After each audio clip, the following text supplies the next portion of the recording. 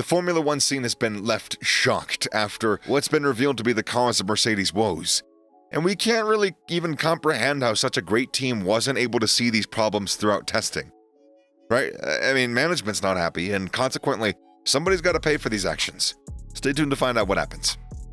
Despite numerous assurances by the team last year that changes would be made to the car and that we'd be able to see the team fight for championships this year, that's not the case, as the team is even further away from the championship than it was last year. In this first race, it's clear that the W14 was not the first, second, or even the third fastest car on the track. It was the fourth fastest car.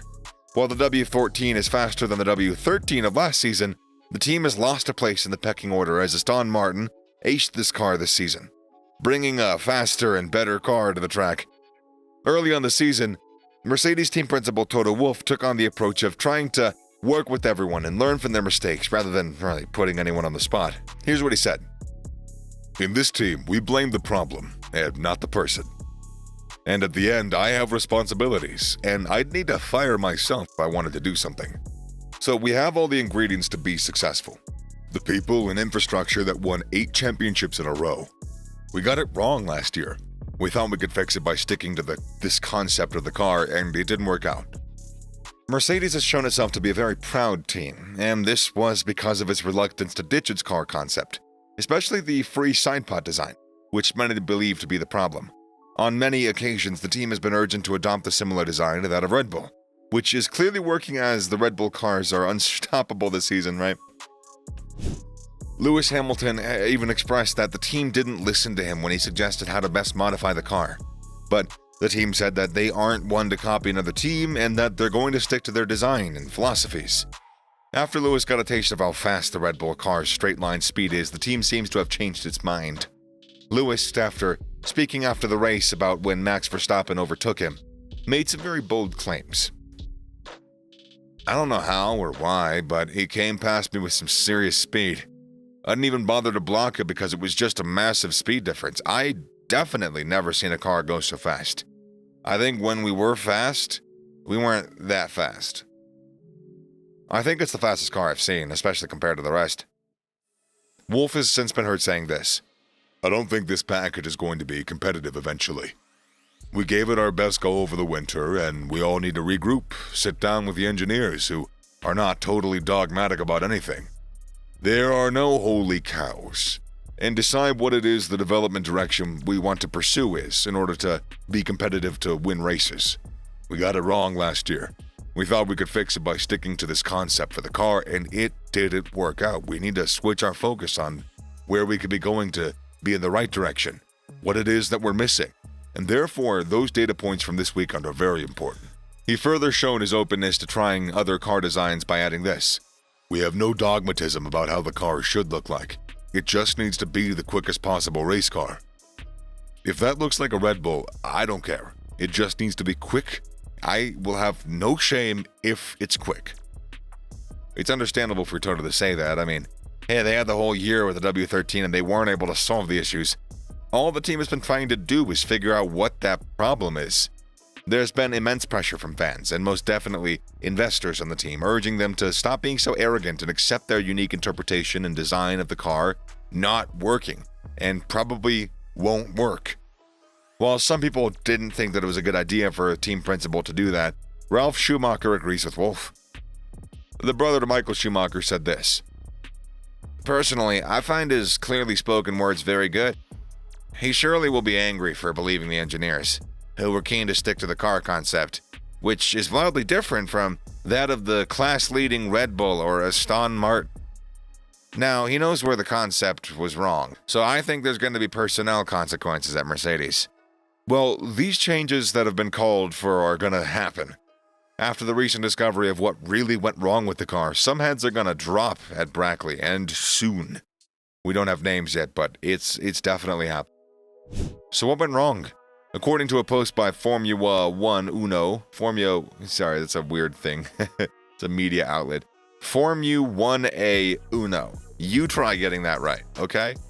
Anyways, according to a post by them, an investigation aimed at getting a better understanding of the problem uncovered shocking news.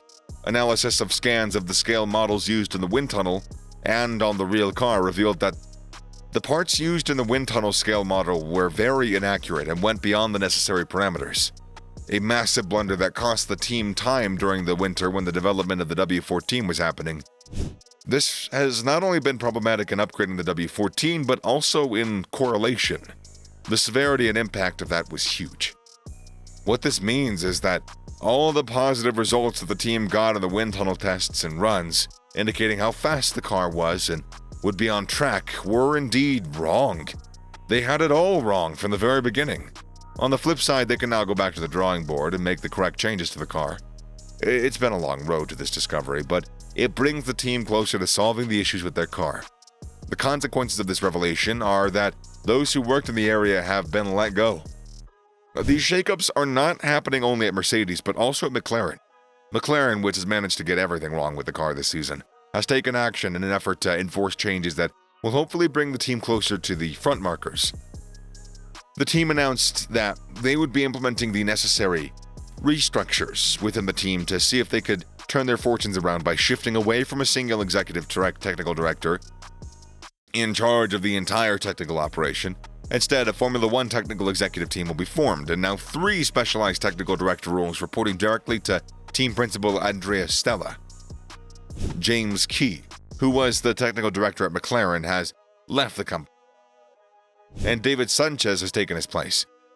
As all of this is happening, talks have sprung up that Lewis might be leaving his team. Many fans have shared that if he really wants a shot at the 8th World Championship title, he needs to abandon ship with Mercedes. They didn't offer him a competitive car last year, and this year it seems like he's in the same boat. He should try his luck with another team. Ferrari is where people want to see him, and they believe it's a good place for Lewis. I mean, that's the only viable option, right? Sky Sports inquired as to whether Lewis could join the Red Bull team as if, he left the position at Mercedes. To which Christian Horner replied that the team wouldn't be able to accommodate him as they were comfortable and happy with their driver lineup.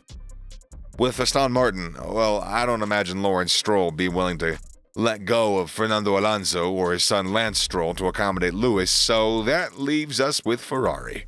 However, Wolff has quashed all the claims that he said he was confident that Lewis would not be leaving the team. But he also said that he wouldn't hold a grudge if Lewis were to leave. Even Lewis had said that if he would stick with the team, but all speculation is not without basis, right? The contract Lewis has with Mercedes is expiring this year and it hasn't been renewed yet.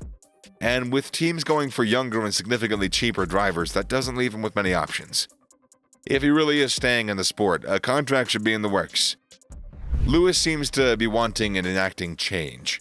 The day before the race weekend started in Jeddah, it was announced that Angela Cullen, who is Lewis's physiotherapist, would be leaving the sport and pursuing other endeavors. And this is something that Lewis wanted, as stated by Wolff that weekend. That's enough to wonder about what further changes Lewis is going to want.